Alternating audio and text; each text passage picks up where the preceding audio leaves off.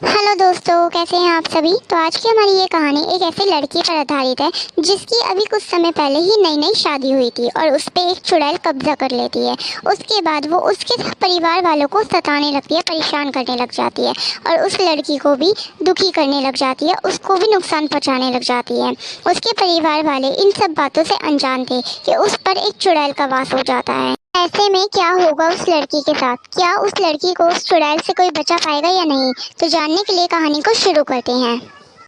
कहानी की शुरुआत गोपाल के घर से होती है, जहां गोपाल अपने माता पिता के साथ रहता है। गोपाल की अभी नई नई शादी हुई है आयुषी के साथ। आज आयुषी का पहला दिन था अपने ससुराल में। आयुषी अपने रूम में जा रही थी कि तभी उसे एक आवाज़ आती है। ये आवाज़ कैसी थी? ये आवाज़ तो ऊपर छत से आ रही है, पर ऊपर तो कोई भी नहीं है। मैं एक बार देख कर आती हूँ। तभी आयुषी ऊपर छत पे जाने लगती है ये देखने के लिए कि ऊपर कौन है, और आयुषी ऊपर जाती है। उसे छत पर कोई भी नहीं दिखता और आयुषी तभी कहती है, ये क्या, यहाँ तो कोई भी नहीं है। फिर ये आवाज़ कैसी थी? नई दुल्हन, हल्दी की खुशबू अभी तक आ रही है। क्यों ना मैं इसके शरीर में प्रवेश कर लूं और अपने दुल्हन बनने का सपना भी पूरा कर लूं।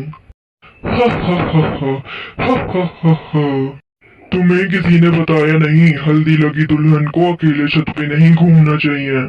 कौन हो तुम और यहाँ क्या कर रही हो? क्या चाहिए तुम्हें मुझसे? हा हा हा। मुझे जो तुमसे चाहिए वो तो तुम्हें बहुत जल्द पता चल जाएगा। इतना कहते ही वो चुड़ैल आयुषी के शरीर में प्रवेश कर लेती है और आयुषी का रूप ले लेती है। हा हा हा हा हा हा हा हा। आयुषी अपने कमरे में जाती है और गोपाल को देख के कहती है, जितना चैन से सोना है सो जाओ, तुम सबकी नींद उड़ा दूंगी मैं, कोई नहीं बचेगा। धीरे धीरे कर अब गोपाल और आयुषी की शादी को कई दिन बीत चुके होते हैं। एक बार की बात है, गोपाल अपने कमरे से नीचे आ रहा होता है लिविंग रूम में जाने के लिए। गोपाल अपनी माँ के पास जाता है कि तभी उसकी माँ उसको देखकर कहने लगती है, आ गया बेटा तू, बहू कहाँ है, उठी कि नहीं। कहाँ माँ, अभी भी सो रही है रोज की तरह घोड़े बेचकर। मैंने उसे उठाने की बहुत कोशिश करी पर वो उठी ही नहीं। अरे बेटा, ये लातों के भूत है, बातों से नहीं मानते, मैं ही इसे उठा के आती हूँ। गोपाल की माँ आयुषी को उठाने के लिए खुद ही जाने लगती है और वो उसके कमरे में जाते ही आयुषी के ऊपर बाल्टी भरकर पानी डालने लगती है, जिससे आयुषी तुरंत उठ जाती है। बाढ़, बाढ़, मेरे पेड़ पे बाढ़ आ गई। हाँ बहू, बाढ़ तो आ गई है, पर तेरे पेड़ पे नहीं, तेरे बेड पे। इतना टाइम लगता है उठने में, तेरा रोज का हो गया ये। अब तू टाइम से उठना सीख ले। आ गई मुंह उठा के मुझे ताड़ने के लिए, बुढ़िया कहेंगी, जब देखो तब आ जाती है। आगे से ऐसा नहीं होगा माँ जी, आप जाइए, मैं तैयार होके आती हूँ। इस बुढ़िया का कुछ तो करना ही पड़ेगा। मेरे पीछे पड़ गई है हाथ धो के, इसे सबक सिखाना ही पड़ेगा। एक बार की बात है, आयुषी अपनी सास के पास आकर कहती है, माँ जी, वो मुझे मार्केट जाना है कुछ सामान लेने के लिए, तो आप घर का ख्याल रखिएगा। आयुषी की सास किचन में कुछ काम कर रही होती है कि तभी आयुषी उसके सामने से निकल जाती है और वो आयुषी को आवाज लगाती है, आयुषी, आयुषी कहाँ जा रही है, मेरी बात तो सुन। आयुषी की सास उसका पीछा करते हुए छत तक जाती है और वहाँ पे उसे कोई नहीं मिलता। आयुषी, ये क्या, यहाँ तो कोई भी नहीं है, ऐसा कैसे हो सकता है, वो छत पे ही तो आई थी। हा हा हा हा हा हा। क्या हुआ सासू माँ, मुझे ढूंढ रही हो? क्या बकवास कर रही है, मैं अपनी बहू को ढूंढ रही हूँ, तुझ जैसी चुड़ैल को नहीं। अरे सासू माँ, मैं ही आपकी बहू हूँ, पहचाना नहीं मुझे? आयुषी की सास वहाँ से जल्दी से भागकर नीचे आती है कि तभी उसे आयुषी की चिल्लाने की आवाज आती है। ये आयुषी, आयुषी ऐसे चिल्ला क्यों रही है, मुझे जाकर देखना चाहिए, आखिर बात क्या है। सासू माँ बचाओ मुझे। क्या हुआ सासू माँ, अब पानी की बाल्टी नहीं लेके आओगी इस आग को बुझाने के लिए जैसे सुबह लाई थी? हाँ हाँ बहू, मैं अभी पानी की बाल्टी लेके आती हूँ, तो रुक, अभी लेके आती हूँ मैं पानी। आयुषी की सास अपने साथ पानी की बाल्टी लेकर आयुषी के कमरे में जाती है और वहाँ जाकर देखती है तो सब कुछ पहले की तरह होता है। ये सब क्या है, इस कमरे में तो आग लगी थी ना, और आयुषी तो उस आग में चढ़ रही थी, ये सब क्या हो रहा है।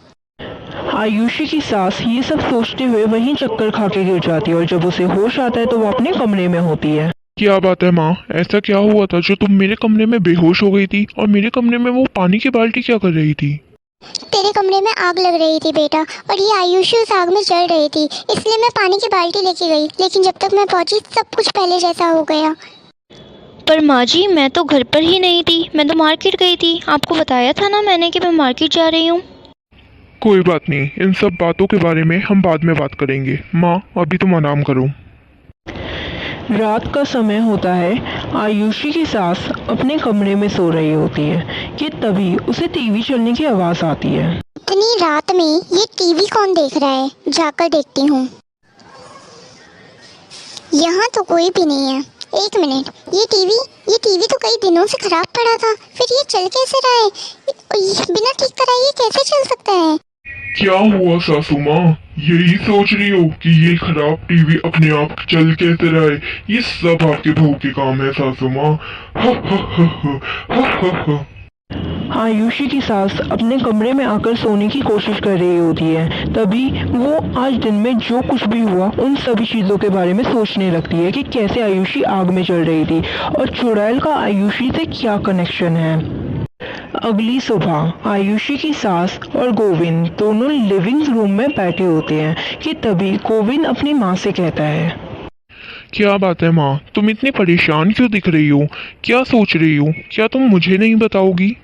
क्या बताऊँ मैं तुझे, यही कि तेरी बीवी के ऊपर एक चुड़ैल का साया है और वो मुझे परेशान कर रही है, लेकिन तू तो इसे मानेगा ही नहीं। ये तुम क्या कह रही हो माँ? ऐसा कुछ भी नहीं होता है। कहा था ना मैंने, मानेगा तो तू है नहीं, लेकिन ये सब मैंने अपनी आंखों से देखा है। ये जो कल मैं बेहोश हुई थी ना, उसकी चुड़ैल की वजह से हुई थी मैं बेहोश।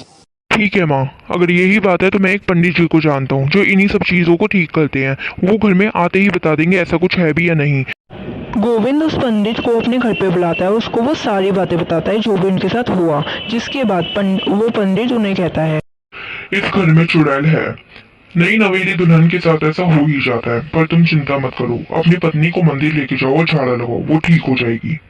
फिर क्या था, गोपाल अपनी पत्नी को मंदिर ले जाता है और वहाँ ले जाके उसका झाड़ा लगवाता है। जिसके बाद उसकी पत्नी आयुषी बिल्कुल ठीक हो जाती है और वो अपना जीवन खुशी खुशी व्यतीत करने लगते हैं। इसी तरह इस कहानी का अंत होता है। अगर आपको कहानी थोड़ी सी भी पसंद आए तो प्लीज़ मेरे चैनल को सब्सक्राइब करें और इस चैनल को आगे बढ़ाएं। मिलते हैं अगली वीडियो।